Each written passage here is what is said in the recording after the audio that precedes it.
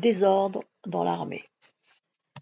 Un journaliste qui servit en Algérie raconte l'épisode suivant, assez révélateur de l'action menée par le général de Gaulle contre les tortures et des résultats de cette action. Lorsque le général de Gaulle vint à Saïda le 27 août 1959, il prit à part le colonel Bijard et, en présence de M. Doulouvrier, lui enjoignit de mettre fin à la pratique des tortures. Quand Bijard quitta le commandement du secteur opérationnel de Saïda, il réunit le 29 octobre 1959 les officiers du secteur en un déjeuner à l'issue duquel il leur déclara, je rapporte textuellement ces paroles, « Lorsque le général de Gaulle et M. Doulouvrier sont venus à Saïda, ils m'ont dit « plus de torture ». Alors moi, messieurs, je vous dis « plus de torture », mais torturez quand même, ajoutant qu'il ne fallait suivre la politique du général de Gaulle que lorsque celle-ci paraissait raisonnable. Est-ce là une histoire symbolique? Durant la première partie de la guerre d'Algérie, beaucoup de Français, et surtout un certain nombre d'officiers de carrière ou de réserve, qui, comme les généraux Bollardière et Bilotte, avaient pris position contre l'usage de la torture, avaient attendu et espéré une déclaration de l'ancien chef de la France libre sur ce problème fondamental. De Gaulle avait écrit quelques lettres personnelles, mais jamais il ne s'était prononcé publiquement. Le général de Bollardière rapporte en ces temps l'entretien que lui a accordé en 1957 l'ancien chef de la France libre. Le général de Gaulle m'a reçu immédiatement. Pendant 1 heure ou davantage, je lui ai expliqué en détail les raisons qui m'avaient conduit à demander à être relevé de mon commandement. Il m'a écouté avec une très grande courtoisie. Je suis incapable, cependant, de vous dire ce qu'il a pensé de ce que je lui ai dit. Il a très peu parlé. Il a pris acte. À plus forte raison, après son retour au pouvoir, on attendait qu'il mît un terme à de telles pratiques. Cet espoir n'était pas sans fondement. Ancien spécialiste des blindés, attiré par les moyens de guerre les plus modernes, donc par les armes atomiques, le général de Gaulle n'avait jamais admis, dans son univers militaire, ni la guerre révolutionnaire, ni la torture. Entre lui et les spécialistes de l'action psychologique, le conflit, d'abord latent, devint très vite manifeste. Le système de la torture s'était implanté et développé grâce à une série de capitulations de l'État devant les détenteurs du pouvoir réel en Algérie, la police et les militaires.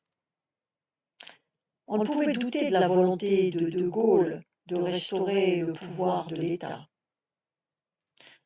Dès avant le 13 mai, une des personnalités les plus proches de Gaulle, Michel Debré, confiait à Jean-Marie Domenech.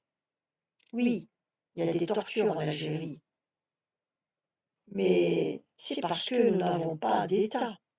Lorsque nous aurons un État, vous verrez, les choses changeront. À partir du 1er juin 1958, après l'investiture reçue de l'Assemblée nationale, l'ordre, entre guillemets, qui régnait en Algérie était celui de la répression. Les hommes qui avaient, sinon introduit, du moins étendu et institutionnalisé l'usage de la torture, tenaient en main tout l'appareil. Le général Salan est délégué général du gouvernement et détient tous les pouvoirs, aussi bien militaires que civils, qui lui ont d'ailleurs été concédés par les gouvernements Gaillard et Farnin.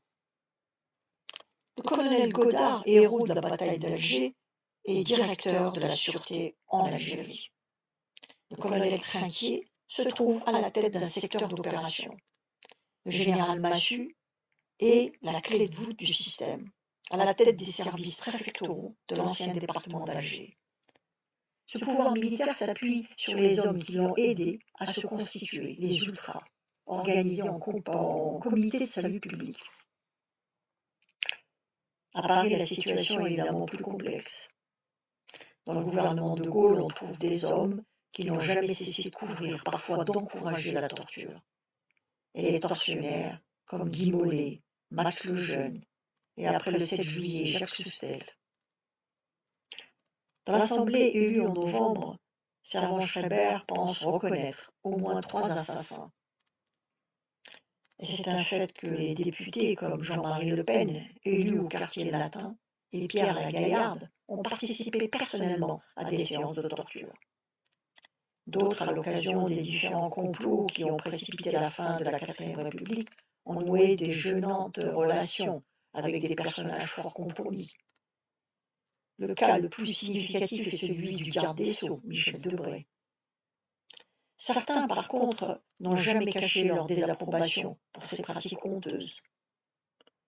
L'un d'entre eux, André Malraux, déclare assez solennellement aux journalistes le 24 juin 1958 « Aucun acte de torture ne s'est produit à ma connaissance, ni à la vôtre depuis la venue à Alger du général de Gaulle. Il ne doit plus s'en produire désormais. »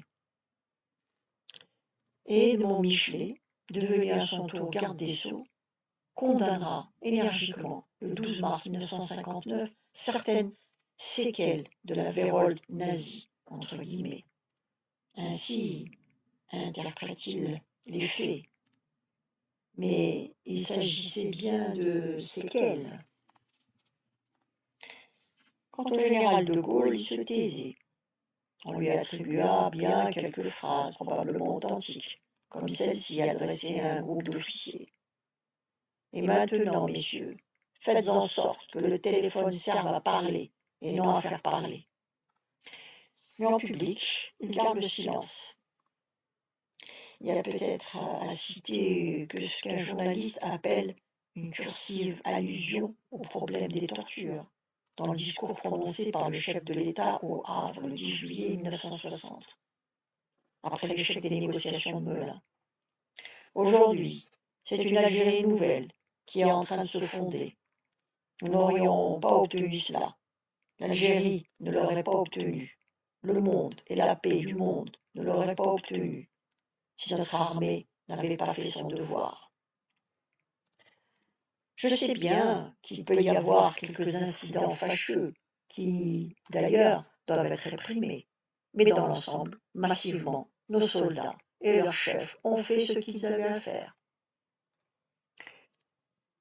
Il reste l'ambiguïté des interprétations possibles du mot « incident fâcheux ». Était-ce les tortures ou les actes de désobéissance dans l'armée au pouvoir civil? Est-ce qu'au moment de l'affaire des barricades, le 29 janvier, le chef de l'État avait appelé l'incertitude complaisante de divers éléments militaires? On ne le saura jamais. Publié en 1970 le premier tome de ses Mémoires d'espoir, il gardera le silence sur cet aspect de la guerre d'Algérie. Silence délibéré, s'il n'en fut jamais. On pourrait donc dire, comme première approximation, que le changement de régime ne modifia en rien la pratique de la torture, ni la couverture dont elle bénéficiait de la part du gouvernement. Et en fait, comme au temps de la Quatrième République, de nouveaux témoignages sont régulièrement publiés, illégalement saisis. Les autorités font régulièrement savoir que les rares cas de violence qui se produisent sont châtiés comme il se doit. Et non moins régulièrement, elles taxent d'infamie ceux qui dénoncent ces faits. Mais ce tableau, s'il n'est pas faux, reste incomplet et superficiel. Peut-on aujourd'hui, 10 ans après la signature des accords d'Évian, retracer le cours des événements? Le 19 décembre 1958, un nouveau groupe dirigeant prend en Algérie la succession du général Salan.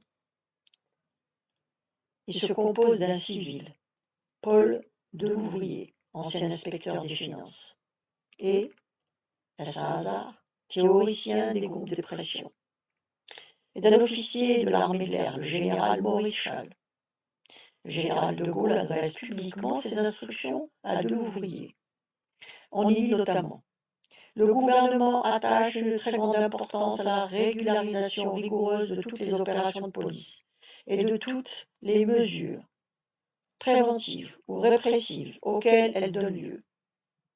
À ce point de vue, la responsabilité des chefs investis du commandement doit être entière sur le terrain où ils ont à l'exercer. Aucun organisme spécialisé, a fortiori aucun individu, ne pouvant y agir que sous leur autorité. Écrite à Paris, adressée à un fonctionnaire civil, ces instructions visaient peut-être à mettre un terme au système anarchique des tortures. Mais en réalité, depuis 3 ans et plus, dans le bled au moins, c'était les militaires qui faisaient la loi, qui interprétaient les instructions du gouvernement, et ils s'apprêtaient maintenant à donner aux 3 mots que nous avons cités, régularisation, responsabilité et autorité, un sens qui n'était sans doute pas celui qui avait été prévu. Appliquant rigoureusement la doctrine de la guerre révolutionnaire, qui pose en principe l'indiscutable supériorité du territorial sur l'opérationnel, le général Schall s'aligne sur les théoriciens formés pendant la bataille d'Alger. Pour des hommes comme le colonel Harwood, l'heure est venue d'appliquer en grand leur théorie. On procède à un contrôle systématique de la population. Les regroupements atteignent une ampleur prodigieuse, touchant directement plus de 2 millions de personnes, femmes et enfants, surtout sur qui pèse la menace de la famine. L'armée s'efforce à tout prix d'extirper l'OPA du sein de cette population. Une note de service du colonel Renou, commandant du secteur de Batna, datée du 14 août 1959, résume assez bien l'état d'esprit des cadres de l'armée. Il faut, dit le colonel, informer la population, lui expliquer les avantages du plan de Constantine quant au développement économique de l'Algérie. Il faut, en outre, rebâcher au cours des causeries et entretiens particuliers qu'il n'y aura jamais de négociation avec le FLN et qu'il sera détruit jusqu'au dernier homme. D'autre part, cette destruction est la tâche principale de l'armée. Et destruction n'est pas ici entendue comme métaphore. Le colonel Renou n'hésite pas à écrire « Lutte implacable contre l'OPA », aboutissant non à un internement, mais à la destruction physique, à l'initiative du commandant de quartier sur le lieu même de son action, en particulier pour les hors-la-loi, dont l'activité submersive et capitale a été reconnue et qui mène un combat sans bravoure. Les responsables politiques, collecteurs de fonds, merguez, les agents de liaison, agents de renseignement, police secrète, gardes champêtres, membres des tribunaux, cadis. Un garde champêtre, s'il appartient à l'OPA, pourra donc être fusillé sur place, sur simple décision d'un capitaine. La grande originalité du plan Schall est que ce contrôle minutieux est complété par l'intervention d'unités de réserve générale, surtout des régiments de parachutistes. Ces unités, mises à la disposition des chefs des secteurs les plus pourris, fonctionnent à la manière d'un rouleau compresseur. Les grandes opérations connues sous le nom de pierres précieuses ou de jumelles, etc., se montrent extraordinairement destructrices. Toute la structure rurale de l'Algérie fut démantelée. Un grand nombre de villages en Kabylie surtout furent démolis, les habitants arrêtés, torturés, exécutés, par dizaines de milliers. Il fallait adapter à ce système le renseignement, entre guillemets, c'est-à-dire la torture. On ne pouvait plus admettre que chaque unité eût sa technique particulière de renseignement, comme ça avait été le cas pendant la première période de la guerre.